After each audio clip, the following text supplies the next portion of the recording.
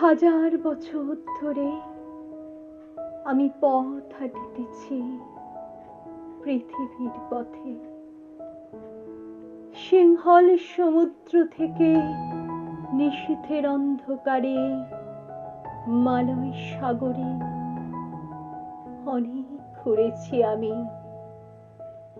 বিম্বিসার অশোকের ধূসর জগতে সেখানে ছিলাম আমি।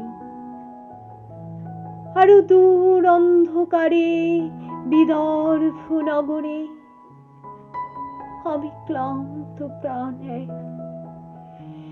চারিদিকে জীবনের সমুদ্র সফেন আমারে দুদণ্ড শান্তি দিয়েছিল নাটোরের বনলতা সেন।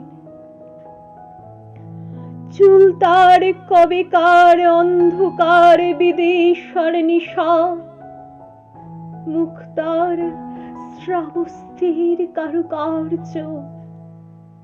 অতি দূর সমুদ্রের পর হাল ভেঙে যে নাবিক হারায়েছে দিশা, সবুজ ঘাসের দেশ যখন সে চোখে দেখে দারুচিনি দ্বীপের ভিতর, তেমনি দেখেছি তারে অন্ধকারে। বলেছে সে, এতদিন কোথায় ছিলে? পাখির নিরের মতো চোখ তুলে নাটোরের বনলতা সেন। সমস্ত দিনের শেষে শিশিরের শব্দের মতো সন্ধ্যা আসে। ডানার রৌদ্রের গন্ধ মুছে ফেলে চিল। পৃথিবীর সব রং নিভে গেলে পাণ্ডুলিপি করে আয়োজন।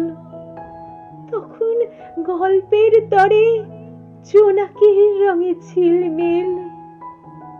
সব পাখি ঘরে আসে, সব নদী ফুরায় জীবনের সব লেনদেন।